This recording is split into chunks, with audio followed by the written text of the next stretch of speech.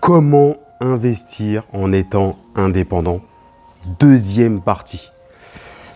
Donc si vous n'avez pas vu la première partie, je vous invite à cliquer juste au-dessus, vous reviendrez ou vous regarderez en premier ou en dernier, peu importe.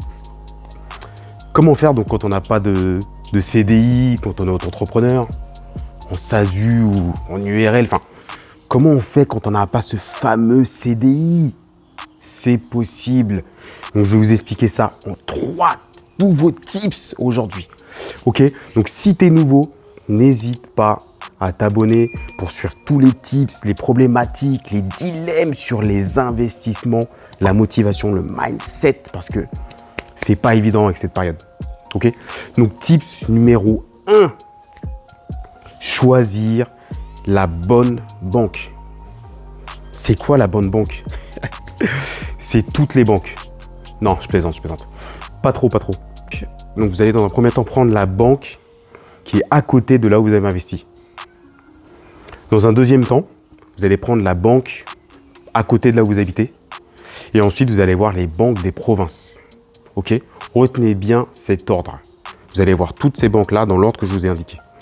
Ensuite, vous allez voir que les banques régionales parce qu'il faut limiter le nombre d'interlocuteurs. Si vous avez trop d'interlocuteurs, trop de décisionnaires, vous avez moins de chances que ça réussisse.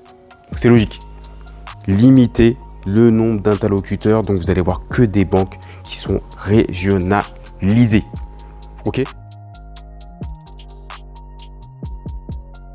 Tips numéro 2. Et restez bien jusqu'au bout parce que le dernier tips, celui-là il fait mal. Il est doux, mais il est super important et ça m'a permis d'enchaîner. Ok, vraiment d'enchaîner le million en un an. Parce que j'ai cru en moi et ne croyez pas les croyances des gens. Ok, toujours. Deuxième tips, le bon interlocuteur. C'est quoi le bon interlocuteur? C'est l'interlocuteur qui comprend votre problématique. Vous êtes indépendant, vous êtes un professionnel. Quand vous appelez les banques au téléphone, demandez directement soit le directeur de banque, soit un conseiller qui s'occupe des banques professionnelles. Si vous allez voir un conseiller qui n'a pas l'habitude des professionnels, il va vous recevoir, vous allez donner votre dossier, il va l'instruire, il ne va pas y arriver, il va le donner à son chef, etc., etc. Ça va mettre du temps, etc. Si vous voulez que ça passe, enchaînez vite, etc., etc., il faut cibler tout de suite le banquier pro. Donc, quand vous appelez, directement, vous posez vos problématiques. Je veux le directeur de banque, je veux un conseiller professionnel qui a une délégation et un pouvoir de décision élevé parce que. N'ayez pas peur de le dire. N'ayez pas peur de le présenter comme ça. Quand vous savez parler le même langage que la banque, c'est plus facile de demander des choses. C'est comme quand vous parlez avec un étranger, si vous parlez sa langue, c'est plus facile d'avoir une meilleure communication et d'être plus à l'aise. C'est plus facile de demander des choses. Si vous ne parlez pas la même langue, ça va être compliqué. La banque, c'est exactement la même chose. Donc, ciblez vraiment le banquier pour avoir plus de chances d'expliquer votre dossier et limiter les complexités. Parce qu'on a déjà pas mal d'handicaps. Moi, personnellement, j'ai investi quand j'étais en auto-entrepreneur. J'ai même pas 1 an de bilan. Quand j'étais en SASU, j'avais 1 an de bilan. Et là, je suis à 2 ans de bilan. Ok, 2 ans de vrai bilan. Et là, j'arrive à mon tips le plus puissant. Et là, je suis obligé de sortir le stylo. Sortez le stylo et notez bien ce dernier tip parce que celui-là, il est trop puissant.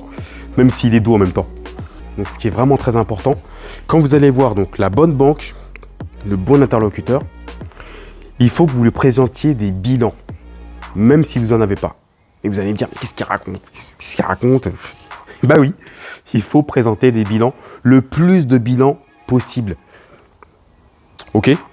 Donc si vous avez des vrais bilans, des vraies années de bilan, tant mieux, vous les présentez. Et lorsque vous n'en avez pas, moi ce que j'ai fait, quand j'étais entrepreneur, j'ai payé un comptable pour qu'elle me fasse un état des lieux avec chiffre d'affaires sur cette année, les charges et les rémunérations nettes. Un document officiel tamponné du comptable que j'ai payé exprès. Donc, si vous n'avez pas assez de bilan, il faut le construire pour avoir le plus de bilan possible. Il faut avoir le plus d'état des lieux de votre situation au niveau chiffres de votre société. Ok? Il faut qu'on sache comment votre société a vécu pendant plusieurs années. Donc, si vous n'avez pas de vrai bilan, il faut en établir un pour le présenter à la banque. Vous montrez au banquier que vous êtes quelqu'un de sérieux et que vous avez payé pour avoir un document officiel qui présente tous les vrais détails. Ça m'a permis vraiment de minimiser le fait que j'avais zéro bilan. Du coup, j'avais 3/4 de bilan. J'en avais un pseudo-bilan, pas un vrai, parce que les vrais bilans, il y a toutes les liasses fiscales, etc., toutes les charges qui ont été, etc. Bref, j'en avais quand même un et j'ai aussi donné toutes les charges URSSAF quand j'étais en URL, toute la partie URSSAF avec le bilan. Donc, donner le plus d'éléments possible pour minimiser le fait que vous n'ayez pas de bilan. Ok? Donc, notez bien celui-là parce que celui-là, il est très, très puissant. Dites-moi en commentaire comment vous faites si vous n'avez pas de bilan, comment vous avez fait ou vous avez déjà appliqué ce genre de méthode. Dites-le moi en commentaire. Ok? La bonne banque, le bon interlocuteur, le plus de bilan possible ou sinon, je le construis, mon bilan.